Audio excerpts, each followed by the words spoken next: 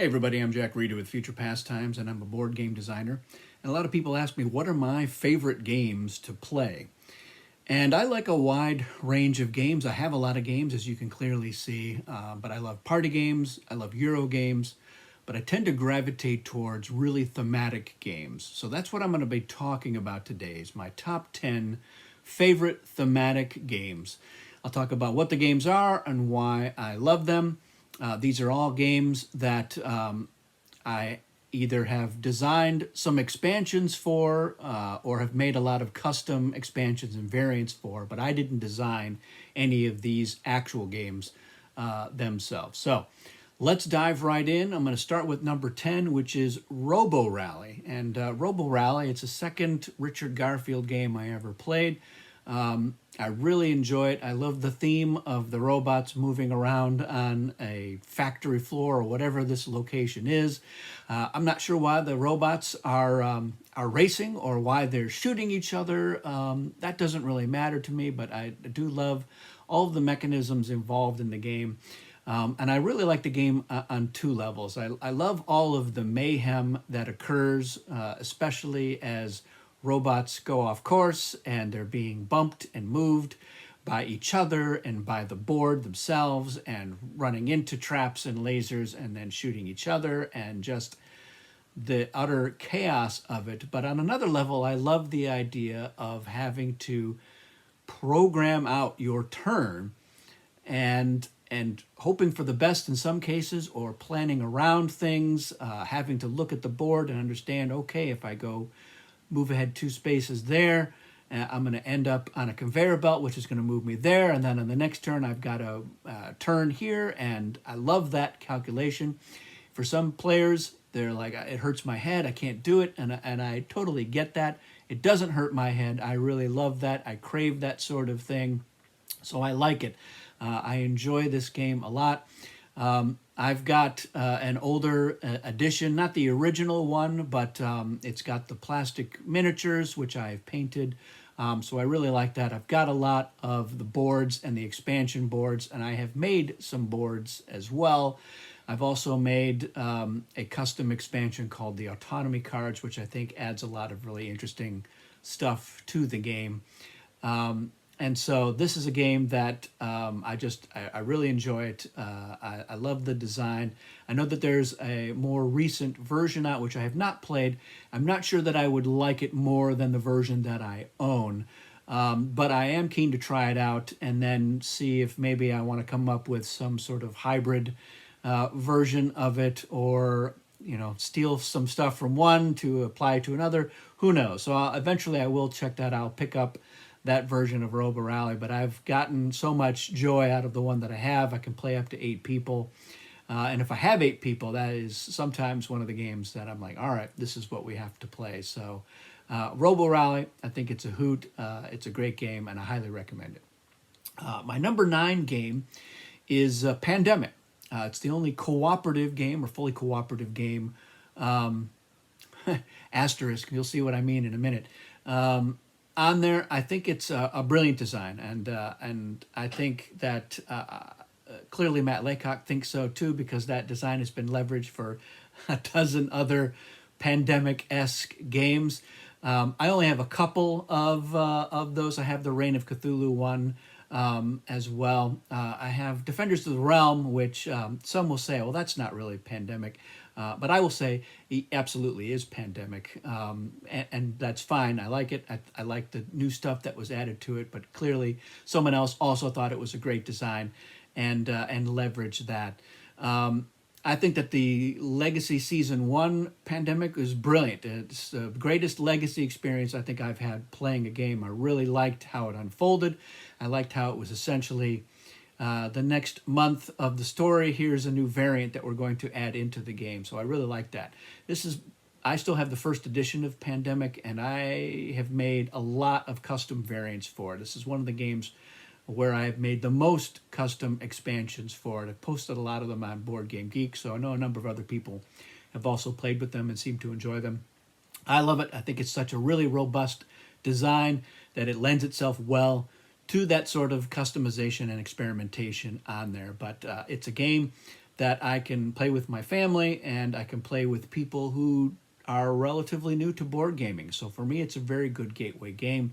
I know it's the sort of thing, any cooperative game can have an issue with the alpha gamer who's basically playing the game and telling everyone what to do. But we find ways around that with Pandemic. So part of it is with some people I play with it.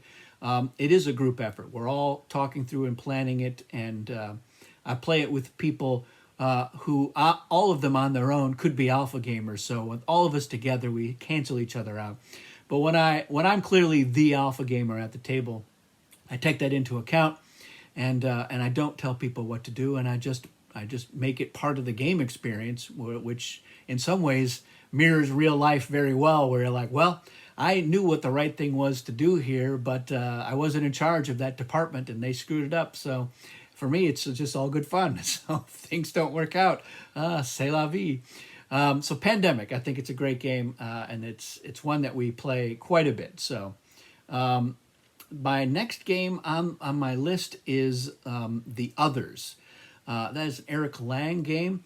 And the reason that it's in the top 10 is largely because of Thematic. I just really, really love the idea of you have an elite squad fighting it out, and not everyone on your elite squad is even entirely human, but you're basically fighting it out against these Lovecraftian manifestations of the seven deadly sins.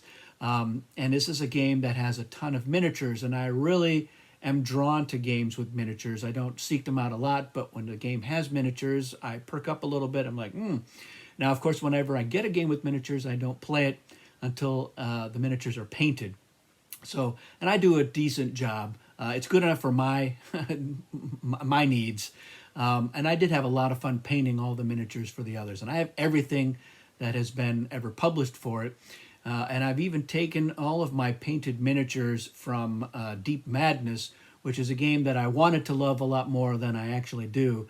But I've created a custom expansion for The Others that uses the Deep Madness monsters and incorporates them in. I've also, because The Others is a one versus many, which is a game format I'm okay with. It can be very lonely to be the one player. So I've created an expansion, a custom expansion for The Others that's basically two versus everyone else. And you have two of the deadly sins working in tandem against an elite squad of heroes. And that's a lot of fun too. That lets me get up to 5 players. So it's a really great game. It's got a good system. It's a dice chucker with a lot of dice, and it's just a really good and very streamlined system for it. So I think it's great. It is my favorite Eric Lang game, and I've got a couple of his games. Blood Rage almost made it in the top 10 here. I do like that game, but for me, The Others, it's all about the theme. And that's why I love it so much. And again, I've created a lot of custom material from other games that I don't like as much, but I like their miniatures, and so I'm incorporating them into it. So again, it's like almost everything on this list. A lot of the joy and the reason it's on there is because I've been able to customize it, and the reason is because I just love the game. I love the theme. And it makes me want to create more content for it. So I like The Others. I think it's a great game. My next game on the list is Galaxy Trucker. Galaxy Trucker is my favorite Vlada game. I'm a big fan of sci-fi. I think the game, it's another one of those games that has a very comical, whimsical side to it. Similar to how Robo Rally has, and some other games on my list. But again, there's still some depth to the game. So I like the build portion of the game. It's an interesting exercise, but then trying to leverage what's going to happen in the adventures and seeing the adventures unfold. For me is also a very enjoyable part of the game. I have made a lot of custom material for my Galaxy Trucker home experience. Lots of different ships, lots of different tiles, different aliens. There's a thick rule book of custom variants and expansions that's on Board Game Geek that I've created for it and shared with the Galaxy Trucker community. I've got the app on my phone. I've got the app on my iPad. The app is fantastic. It's really well done. But for me, the in real life version is the best version, especially because I've got all this extra custom content that I've created for it. So I love Galaxy Trucker. It's definitely my top 10. It's probably one of my son's favorite games. He has his own copy. I have 2 copies because I have used a lot of material from one of the other copies to create new components and content for my copy. So yeah, Galaxy Trucker, fantastic game. The next game on my list is Magic the Gathering. I think Magic the Gathering is one of the best card game designs ever. I think it's fantastic. I think at this point, 30 some years after I first started playing it, or however long it's been, it's clearly jumped the shark. And so I'm no longer at the point where like, oh, I'm a collector or I obsess over the latest Magic the Gathering release. I don't really pay that much attention to it. Every once in a while, I'm bitten by the bug to want to create a deck or two. And I'll go through the cards that I have and I'll come up with some sort of theme or some sort of central concept. And then I'll just go online and buy a few extra cards to help enhance it and complete it. This is a game that I mostly just play with my family and a few other friends, and it's not serious. My days of going to tournaments or whatever, those are long gone. When I first started playing it in the 90s, I had definitely an addiction. I had a problem. I had to go cold turkey. I sold a lot of stuff, but I came back to it because it is such a great design. Very thematic game, a lot of fun. I like what they've done with like the commander thing. I wish they'd do some more stuff.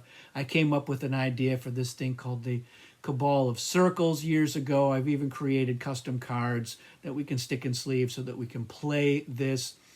I think it's a really interesting system where you're basically you're focused on one color. So everyone is fighting it out in red in order to advance up to certain, we're all first circle red wizards and we're trying to become the second circle wizard, and you get up to you're the 5th circle elite wizard of red, and then you're fighting it out in blue or whatever, and then you've got the 5th circle wizard in each of the colors, and then they do a 5-player battle for supremacy. And so the idea of you're creating a deck that is designed to work against that same color, a monocolor deck, I think is pretty interesting. There's not really, I haven't seen a lot of that out there, but again, don't really have my finger on the pulse of what's going on in there.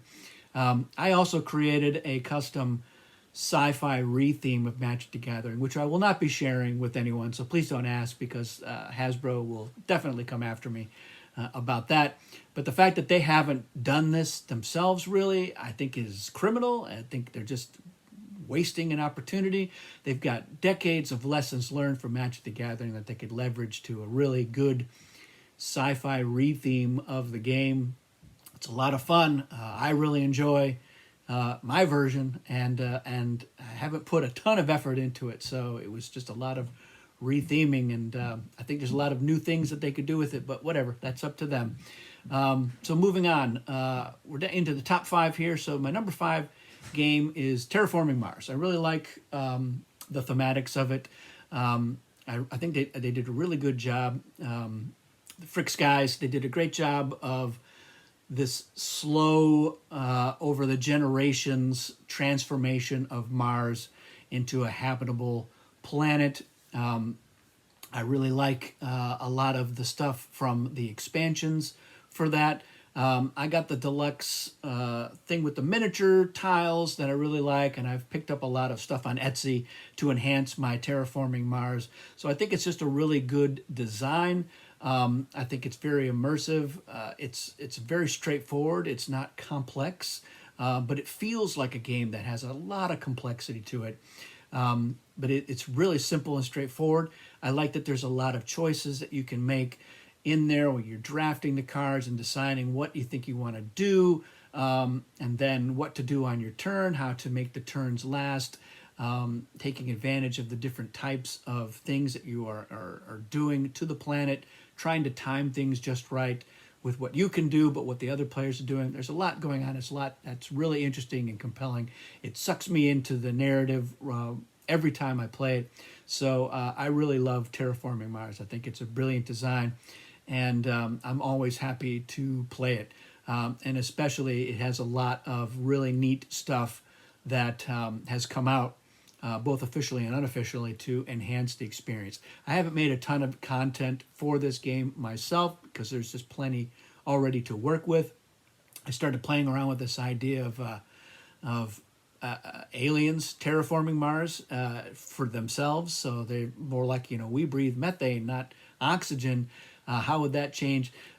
It's something that I'm tinkering with, but it'll be years before I really ever am ready to bring that out and play test it. Just haven't really had that time to get into it. I think it's an interesting concept, though, so I may get back into it at some point. But I think I'm happy with the game as is, so I don't feel like I need to create a lot of other stuff. So yeah, Terraforming Mars, I think that's great. My number 4 game is Nemesis. You can see right there.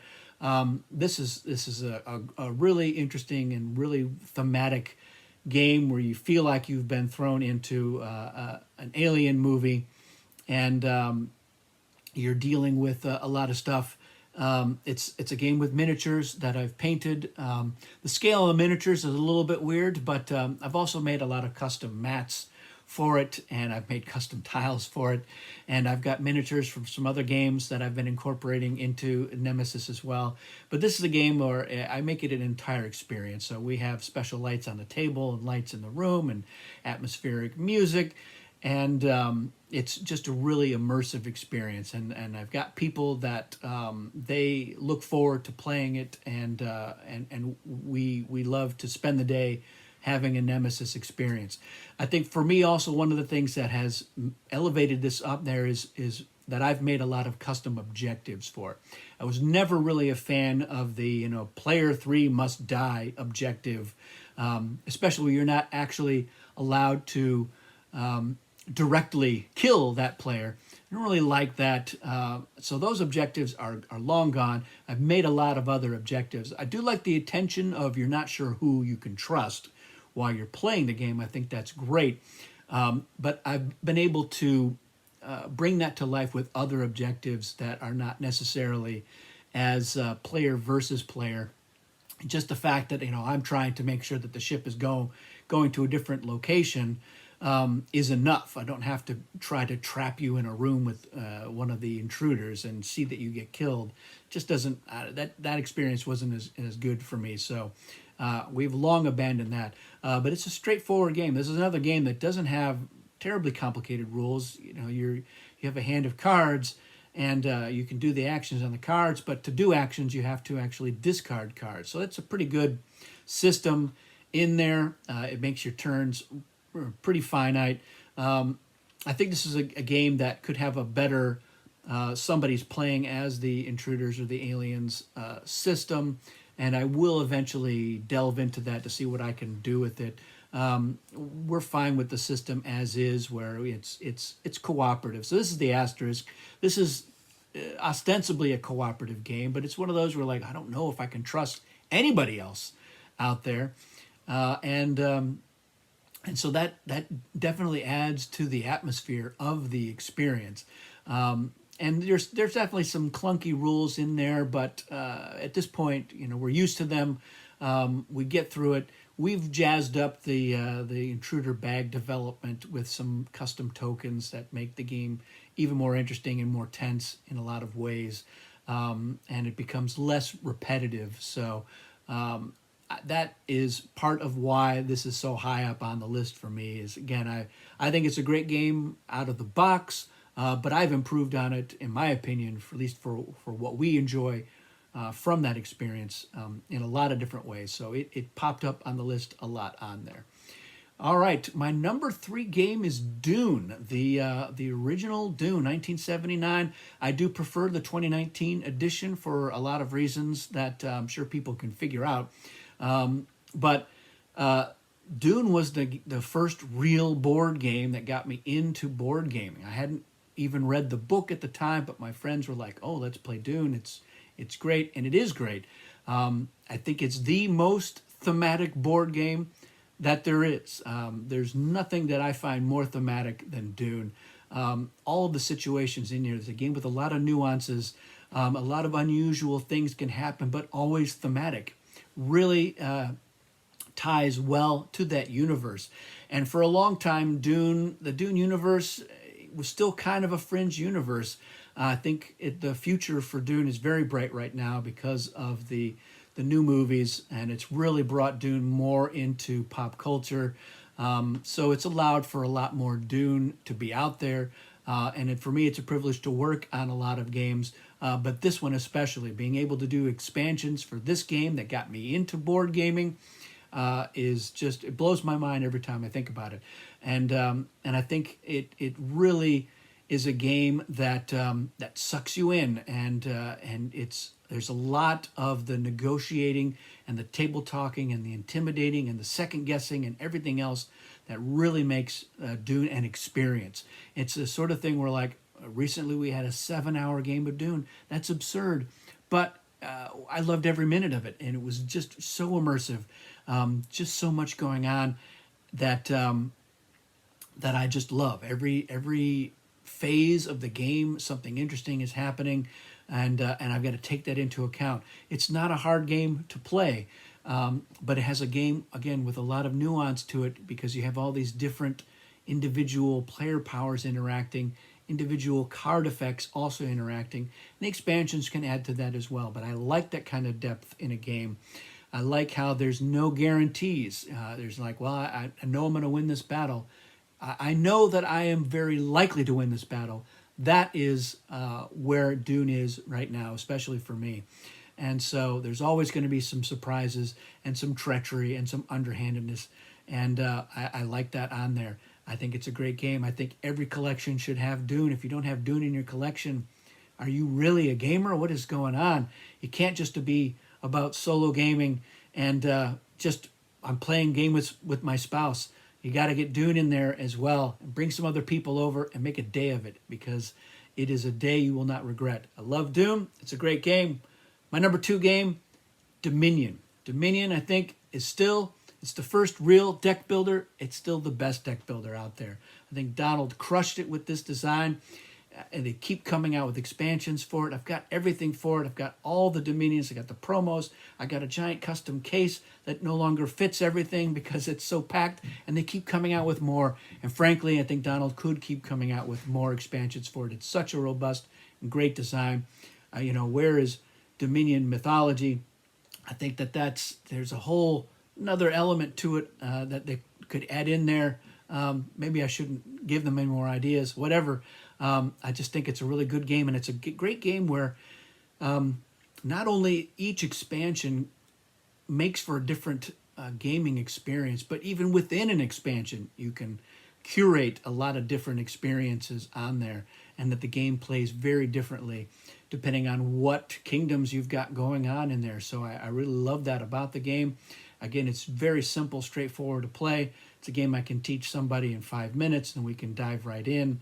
So there's a lot to love about Dominion. I think there's things about it that other deck builders have built on, and I think that's great. And there's some stuff that even Dominion could continue to build on. Again, there's so much out there that is so much more potential, I think, for Dominion. I think he could keep designing expansions till the cows come home. And part of me is like, yes, please do. And part of me is like, where will I put it? But again, that's a problem that I'd like having. So I think Dominion is just a really tight design. It's so elegant and robust, because it really allows for a lot of other stuff. I've made some custom expansions for it as well. But like some of the other games on here where I don't have as much, like Terraforming Mars, there's so much already out there. I don't really feel like I need to dabble in it that much. There's still some kingdoms that I have yet to bring into the game. So I think Dominion is fantastic. It's a must-have, and I think it has enriched my life to have it in there. And finally, my number one game, which will be a surprise to nobody who knows me, it's Cosmic Encounter. Cosmic Encounter was the game that got me into designing It's the first game that I started creating custom content for way back. Back in the 80s, I started, and this game has been around since 1977. And I think if you're a person who likes to have fun playing board games, Cosmic Encounter is the game. It is the most fun. It's a game that says, look, we're here to have a good time. Don't take things too seriously, but there's still a lot of depth to it on there. It's a game that on the surface looks like it's utterly random and chaotic, but it really isn't. There's a really robust structure on there, and it creates these unusual situations that can be very unique. You're like, well, we could never recreate that moment again if we played this game again with all the same content. And there's just so much variety. This is the game that created the variable player power element to it. And it's the heart of what makes Cosmic Encounter great. But this is a highly social game. It's one of the games that has the littlest downtime. So that's why I like playing it with 8 people. I know some people are like, oh, 8 players, I never got a turn. Again, I've played it on multiple occasions where I won and never had a turn, and I still had a blast. And that's because you have so many opportunities to be involved in what's going on.